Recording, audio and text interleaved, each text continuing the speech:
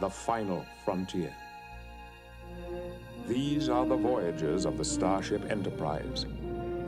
Its continuing mission to explore strange new worlds, to seek out new life and new civilizations, to boldly go where no one has gone before. And I'm sitting here with the lovely and legendary Marina Sirtis and Michael Dorn from Star Trek The Next Generation. How are you guys? Good, but I didn't realize we were monsters. Did you realize we were monsters? I'm a monster, yeah. Are you a monster? Yeah. I'm not a monster. I mean, the first time that, or one of the last times I went to the commissary, I used to go in makeup. We all, yeah. And people would always run by, and the little mothers with their daughters, look, honey, a monster. And they're pointing at me, you know, so I kind of went, okay, so I'm a monster. Well, Yes. obviously 2017 marks the 30th anniversary of this show, which is incredible. It's especially amazing because the next generation of Star Trek might be one of the only cases in which the second incarnation of a show or a film almost ended up being more influential and more popular than the first. It was, you can say it. It was. It was more popular. It did run for 7 seasons, It ran whereas for the 7 early one only ran for 3. And it was cancelled, yeah. We only got cancelled because we became the movie franchise. So that's why we were cancelled, not because we didn't have viewers. But we got way more audience than the first show. And We could have gone forever. for 10 years. Yeah, Mm-hmm. and also Definitely could've gone for 10 TNG changed show business because up until we came along, sci-fi was alternative entertainment, and our show was so successful. What's number one at the box office now? Sci-fi.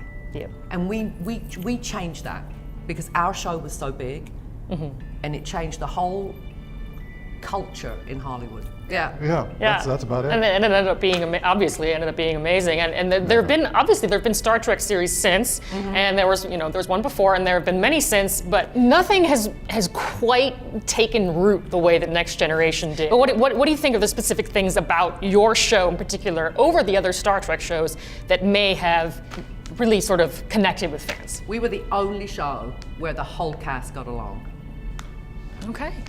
out of all of them. Extremely well. That's and important. From day one.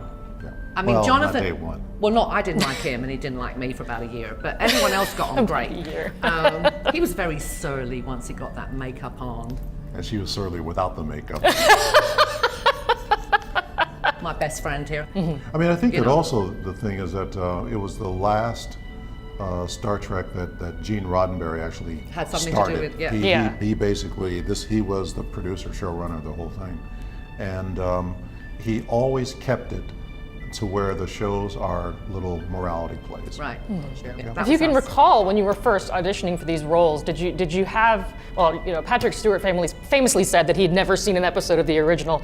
Did that go for you, or did you know what you were getting into? I knew what I was getting into. I mean, I was a big fan of the original show. I was old enough to where my brother and I watched it when it first aired, and we were like, oh man, this is so cool.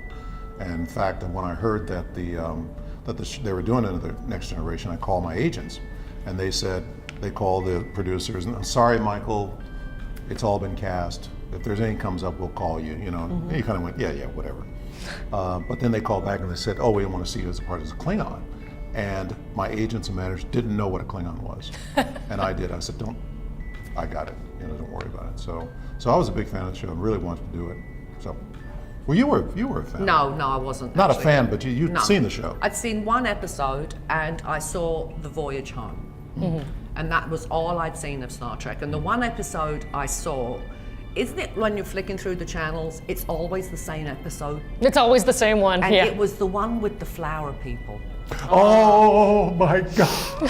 So that was right. So that was It must have been like, You didn't watch it after that, I did did you? it. I did it. Oh This my is God! awful. Did they really not realize that flower power was going to be gone in like 6 months, and this was being so dated? It was horrible. Well, the flower power wasn't gone, but they had these old actors I know. playing hippies. I know. And they had. Yay, brother! I know. I'm like, I know. It was hideous. but we had one too. Oh yeah, we did, but we don't talk about it. But we only had one We had one. out of 180 something. They had a lot. You guys have done a lot of conventions, obviously. Your fans love you. What is the convention experience about for you? The Q&A. The Q&A. Yeah, the Q&A, because we all come from the stage in my cast, and it's my chance to be in front of a live audience. I haven't been in front of a live audience in 20 years. For me, because basically you're asked the same questions over and over again, and it's kind of evolved into this kind of stand-up routine now. And so for me to get that feedback from the audience, I love that. It feeds my soul. And also, we're actually very privileged to get to meet our fans. There are very few people in show business who have one-on-one contact with the people who basically put them in the position they are in today. Everything we own, everything we have, we were both, he lived in a shoebox when he got Star Trek. I've been there, I was there. He was too big for his apartment. I mean, really. I love that apartment. Yeah, I know you did, but he lived in a shoebox, and I was in the minus column of all my credit cards. So this job gave us everything that we have. The blessed lives that we have today, we owe to our fans. And we have to remember that. You can be the best actor in the world, but if no one's turning on their TV sets or paying money to see your movie or buying your CD or whatever they do now, download music, you may as well be performing in your garage.